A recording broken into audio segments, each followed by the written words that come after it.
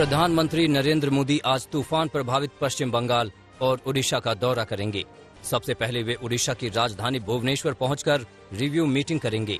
इसके बाद मोदी बालासोर, भद्रक और पूर्वी मेदिनीपुर का हवाई सर्वे करेंगे।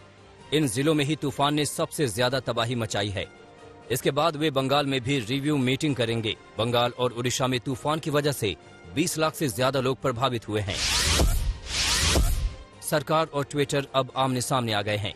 आईटी मंत्रालय ने कहा है कि ट्विटर का जवाब दुनिया के सबसे बड़े लोकतांत्रिक देश पर जबरन अपनी शर्तें थोपने जैसा है। सरकार की तरफ से कहा गया कि कानून और नीतियां बनाने का अधिकार किसी देश का विशेष अधिकार है, जबकि ट्विटर सिर्फ एक सोशल मीडिया साइट है। ट्विटर ने अपने बयान में गाइडलाइंस का पालन करने से मना किया है, जो भारत सरकार ने आपराधिक गतिविधियां रोकने के लिए तैयार की हैं। सरकार ने ट्विटर के बयान को भारत को बदनाम करने की साजिश बताया। जो है हम किसी तरह के हस्तक्षेप कर रहे हैं। हम तो सिर्फ उन लोगों की आवाज, जिनकी आवाज यहाँ दब जाती है, इसको कहते हुए कि हमको प्रोटेक्शन है। भाई, आपको प्रोटेक्शन है, लेकिन आपको कंप्लायंस को भी तो देखना पड़ेगा कि आप जो कंप्लेन जो आ रही है उसका रेजोल्यूशन आप देख कर रहे हैं कि नहीं। इसमें कौन सी गलत बात है? केंद्र सरकार ने सोशल मीडिया गाइडलाइंस के पालन को लेकर सख्ती दिखाना शुरू कर दिया है।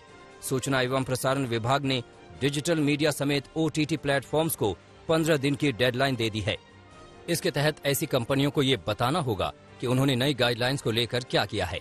सरकार ने 25 फरवरी को सोशल मीडिया और OTT प्लेटफॉर्म्स के लिए नई गाइडलाइंस जारी की और नियमों को सख्त किया। सरकार ने फेसबुक, ट्विटर, व्हाट्सएप जैसी सोशल मीडिया कंपनियों को नई गाइडलाइंस लागू करने के लिए 3 महीने का समय दिया था। 25 मई को केंद्र सरकार की नई गाइडलाइन की अंतिम तारीख समाप्त हो गई। योग गुरु बाबा रामदेव और इंडियन मेडिकल एसोसिएशन के बीच घमासान जारी है। IMA रामदेव के खिलाफ दिल्ली पुलिस के पास शिकायत लेकर पहुंचा। फिलहाल इस मामले में रामदेव के खिलाफ दिल्ली पुलिस ने IMA की लिखित शिकायत तो ले ली है, लेकिन मुकदमा अभी तक दर्ज नहीं हुआ है। दिल्ली के IP स्टेट पुलिस स्टेशन में दी गई शिकायत में IMA की तरफ से कहा गया है कि स्वामी रामदेव लोगों के मन में वैक्सीन को लेकर शंका पैदा कर रहे हैं, सरकारी कर्मचारियों के काम में बाधा डाल रहे हैं। इससे पहले IMA रामदेव को 1000 करोड़ का मानहानि का नोटिस भी भेज चुका है। मैं ये जानना चाहता हूँ कि बाबा रामदेव के पास कौन सी ऐसी डिग्री है, आयुर्वेदा की कौन सी डिग्री है जिसके लिए वो कहते हैं। हम पूरे देश में जितनी भी हमारी देश की चिकित्सा पद्धति है उनका सबका सम्मान करते हैं, चाहे वो आयुर्वेदा हो चाहे सब हो। लेकिन अगर मॉडर्न मेडिसिन की बात की जाए, जो प्रोटोकॉल ICMR के द्वारा जो रिलीज होते हैं, जो CDC जो अमेरिका के द्वारा जो प्रोटोकॉल रिलीज होते हैं, उस मॉडर्न मेडिसिन को पालन करके आज देश में कितने मरीज जो है ठीक होकर स्वस्थ होकर जा रहे हैं, उन सबको नकार देना, उस पूरी साइंस को नकार देना, ये बहुत ही दुर्भाग्यपूर्ण है। और इससे न सिर्फ देश में बल्कि पूरे विश्व के अंदर हमारे देश के डॉक्टर्स की, हमारे देश की छवि खराब करने में बाबा रामदेव लगे हुए हैं। 2022 में उत्तर प्रदेश में होने वाले विधानसभा चुनाव से पहले योगी सरकार के दूसरे मंत्रिमंडल विस्तार की तैयारियां शुरू हो गई हैं।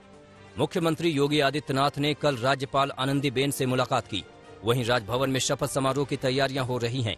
इससे माना जा रहा है कि 28 या 29 मई को योगी सरकार के दूसरे मंत्रिमंडल विस्तार का शपथ ग्रहण समारोह हो सकता है।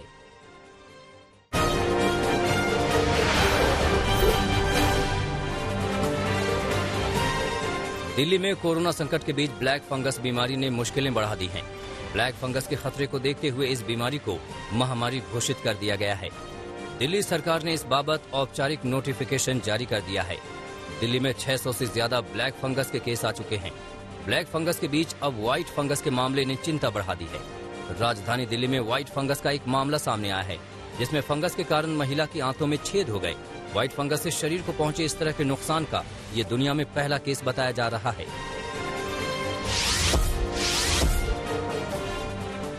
दिल्ली में कोरोना केसों में लगातार कमी आ रही है। पिछले 24 घंटे में यहां कोरोना के 1072 केस और 117 मौतें दर्ज की गई।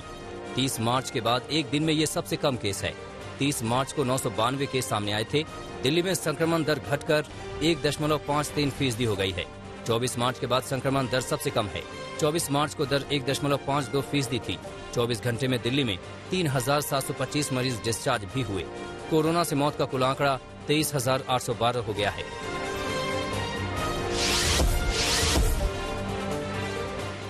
नीति आयोग के मुताबिक दोनों डोज अलग अलग वैक्सीन के दिए जाने पर चिंता करने की जरूरत नहीं है। डॉक्टर वी के पॉल ने कहा है कि वैक्सीनेशन पर हमारा प्रोटोकॉल स्पष्ट है। दोनों डोज एक ही वैक्सीन की दी जाएंगी। अगर अलग अलग डोज दी गई हैं तो इसकी जांच की जाएगी। उन्होंने कहा कि अगर ऐसा हो भी गया है तो उस व्यक्ति को चिंता करने की जरूरत नहीं है।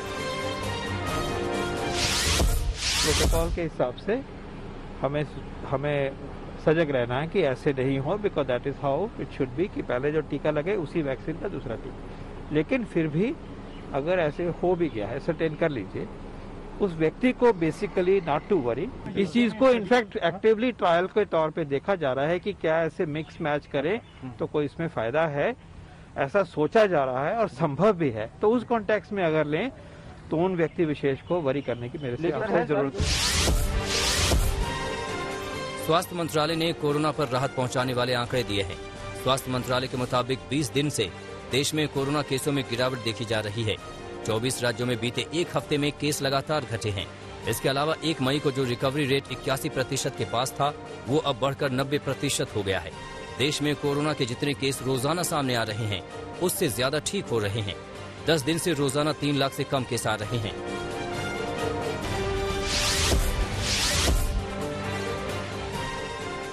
उत्तर प्रदेश कांग्रेस कमेटी ने प्रदेश में कोरोना वायरस महामारी से हुई लोगों की मौत का सही आंकड़ा पता करने के लिए 7 सदस्यीय टीमों का गठन किया है।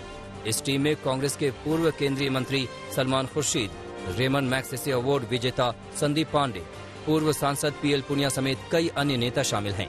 कांग्रेस लगातार यूपी में आंकड़े छिपाने का आरोप लगा रही है।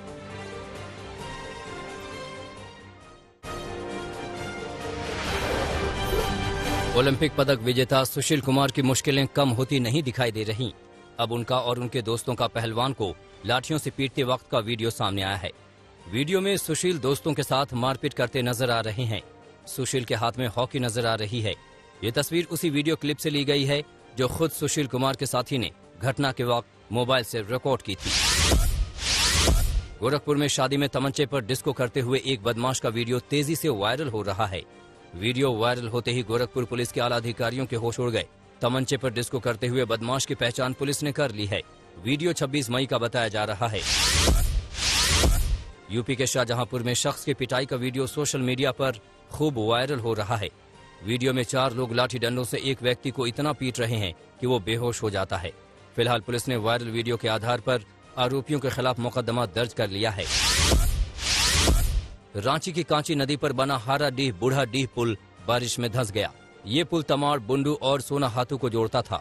3 साल पहले करोड़ों की लागत से उच्च स्तरीय पुल बना था। अब तक कांची नदी पर बने सोना हाथू का हारीन पुल, तमाड़ का बामलाडीह पुल पहले ही ध्वस्त हो चुका था। तीनों पुल को बने हुए महज 4 साल ही हुए थे। यहाँ तक कि इस हाराडीह पुल में अभी तक बड़े वाहन चले भी नहीं थे। कांची नदी पर लगातार बालू का अवैध खनन और पुल के नीचे से खनन के कारण पुल कमजोर हो रहे हैं। दुमका उत्पाद विभाग ने बड़ी कार्यवाही करते हुए जरपुरा गांव से कोयला गोदाम से 944 पेटी अवैध विदेशी शराब के 65 ड्रम स्प्रिट बरामद की है, जिसकी कीमत करीब 90 लाख रुपए बताया जा रहा है। पकड़े गए शराब की बोतलों पर अरुणाचल प्रदेश की मुहर लगी है। इस कारोबार से जुड़े बिहार के शेखपुरा निवासी मुस्तफा खान नाम के एक व्यक्ति को गिरफ्तार किया गया है, जो अवैध शराब को बिहार सप्लाई करता था।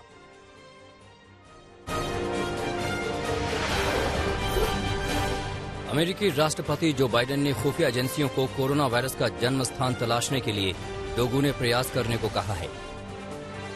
राष्ट्रपति बाइडेन ने एजेंसियों को कहा है कि 90 दिन के भीतर वायरस के जन्म स्थान का पता करके रिपोर्ट दें। फिलिस्तीन के राष्ट्रपति महमूद अब्बास से ब्रिटेन के विदेश मंत्री डोमिनिक राब ने मुलाकात की। वेस्ट बैंक में हुई मुलाकात में ब्रिटिश विदेश मंत्री ने फिलिस्तीन को बड़ी मदद देने की बात कही। इससे पहले अमेरिकी विदेश मंत्री एंटनी ब्लिंकन ने राष्ट्रपति अब्बास से मुलाकात की थी।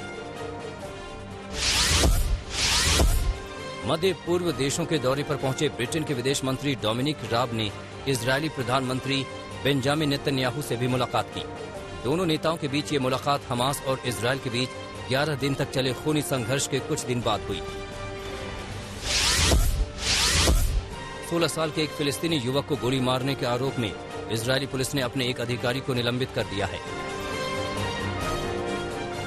युवक को गोली मारने का सीसीटीवी फुटेज सामने आने के बाद अधिकारी के खिलाफ कार्रवाई की गई। पिछले हफ्ते यरूशलेम में युवक को गोली मारी गई थी। अमेरिका के डलास में हुई गोलीबारी में 3 लोगों की मौत हो गई, जबकि एक शख्स गंभीर रूप से घायल हो गया। पुलिस के मुताबिक गोलीबारी आर्लिंगटन के एक अपार्टमेंट में हुई। गोलीबारी क्यों हुई अभी पता नहीं चल पाया है। फिलहाल पुलिस ने हमलावर की तलाश शुरू कर दी है।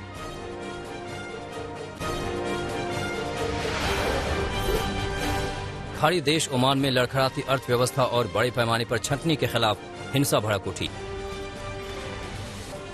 सोहर शहर की सड़कों पर उतरे सैकड़ों प्रदर्शनकारियों ने जहां जमकर तोड़फोड़ की, तो वहीं बेकाबू प्रदर्शनकारियों को काबू में करने के लिए पुलिस ने आंसू गैस के गोले छोड़े।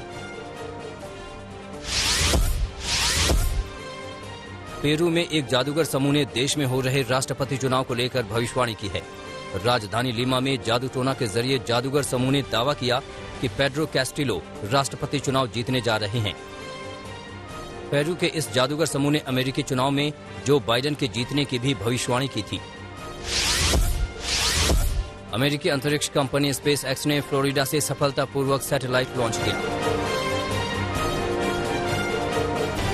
फाल्कन 9 रॉकेट के जरिए भेजा गया सैटेलाइट ब्रॉडबैंड के ग्लोबल प्रसार में मदद करेगा।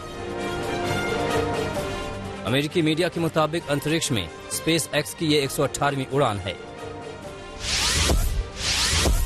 मिस यूनिवर्स एंड्रिया मेजा ने कोरोना वैक्सीन की पहली डोज ली। न्यूयॉर्क के एक वैक्सीनेशन सेंटर में पहुंची एंड्रिया को फाइजर वैक्सीन की डोज दी गई। मैक्सिको की रहने वाली एंड्रिया ने सभी से बिना डरे वैक्सीन लगवाने की अपील की।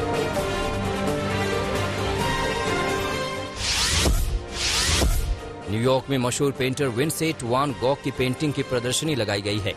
ये प्रदर्शनी वान गॉग के जीवन और उनकी कला के इतिहास को दर्शाती है। पेंटिंग्स को देखने के लिए बड़ी तादाद में लोग आ रहे हैं। न्यूयॉर्क से पहले भी इस तरह की प्रदर्शनी कई देशों में लगाई जा चुकी है।